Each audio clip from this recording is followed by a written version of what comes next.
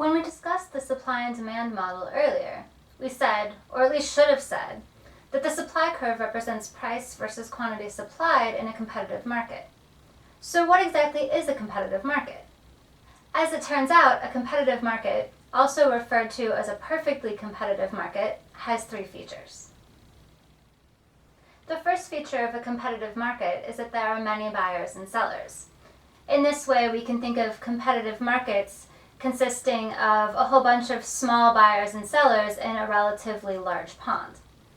The second feature of a competitive market is reasonably homogenous products. So in a competitive market, there's no real product differentiation to speak of, and consumers generally see the different products offered by different suppliers in this market to be reasonably close substitutes for one another. Because competitive markets consist of a large number of relatively small sellers and buyers, it turns out to be the case that no one of these buyers or sellers really can make an impact on the overall market price, just because they're so small. And we can see that via a few diagrams here. So for example, imagine that one firm in a competitive market, this firm is small compared to the overall size of the market, decides to increase its production substantially, or at least substantially for the scale of the firm. We want to think about what impact this has on market supply. Well, if we were going to look at the overall market supply rather than just the individual firm supply, this movement to the right here, or this increase in supply, although large on the scale of this graph, is actually really small on the scale of this graph, because in reality this graph is much larger than this one. And this change in supply here is going to end up corresponding to basically a minuscule change in supply for the overall market. And if we're going to think about the impact that this has on price, we know that the original market price was here at P star. Well, the new market price is, to some approximation, going to still be at this same P star.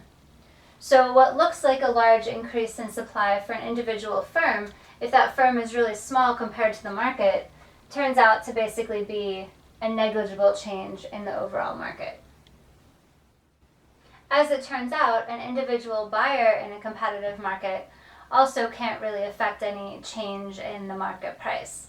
And we can see here, again, just like we did with the firm supply, we can look at individual demand at a scale that's reasonable for an individual.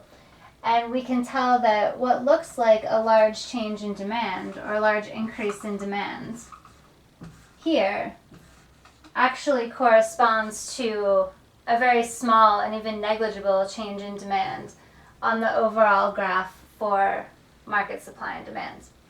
So this change here probably corresponds to, again, some minuscule change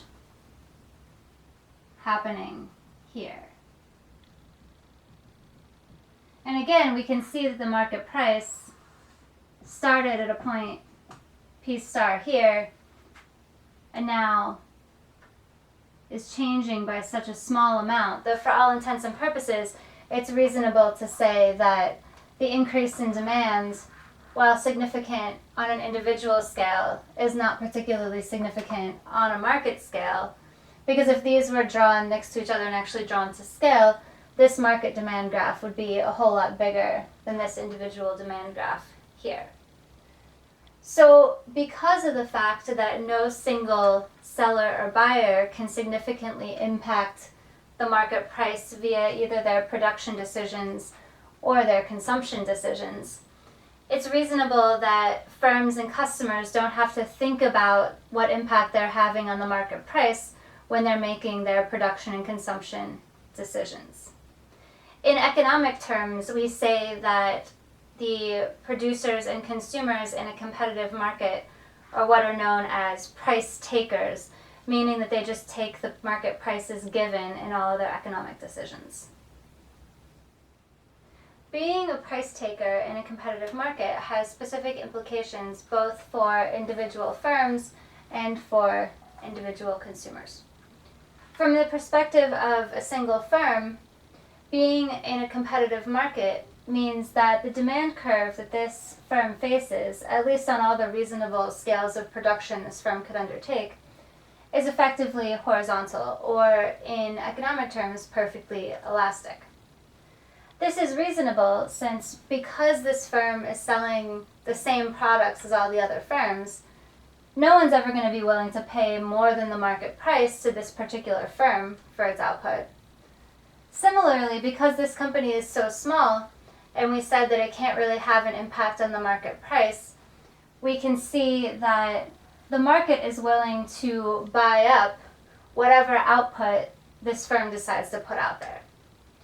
For example, if I were a small orange grower in a large orange market, I could supply as much as I wanted to that market at the market price and not really have to worry about the demand not being there, because I'm so small in such a big world that at whatever level of production I can choose, I can sell all of that output at the market price. So that's why we see this sort of behavior here. And you'll notice that this P star that we're setting this perfectly elastic demand curve at is just the P star that occurred from the intersection of supply and demand in the overall market that we saw previously.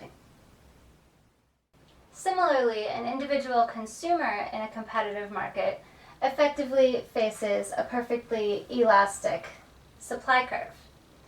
And again, the intuition for this is if I'm a small buyer in a large world, no one is going to be willing to supply to me at less than the market price. But once I get up to being willing to pay that established market price, they're willing to supply me as much as I could reasonably want at that market price. For example, I could decide that my taste for orange juice just increased exponentially and I were to demand much more orange juice than I did yesterday. I could demand and purchase that amount of orange juice that I wanted in whatever reasonable quantity without having to worry about driving up the price of orange juice. That essentially, from my individual perspective, the market is willing to supply as much orange juice as I could possibly drink to me at this established market price. And again, this market price, or the level of this perfectly elastic supply curve, is just the price that was established by the interaction of market supply and demand that we saw earlier. The third and final feature of a competitive market is that firms are freely able to enter and exit the market.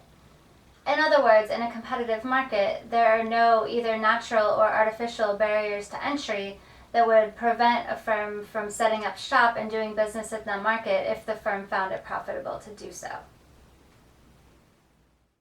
To recap, competitive markets have three important features. First, competitive markets consist of a large number of relatively small buyers and sellers. Second, the products offered by the firms in a competitive market are reasonably homogenous or similar, and there is therefore no significant product differentiation.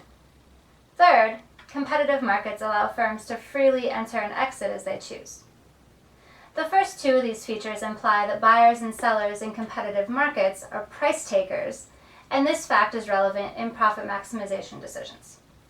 The third feature regarding free entry and exit, while not directly applicable to profit maximization, becomes important when discussing the long-run equilibrium of a market.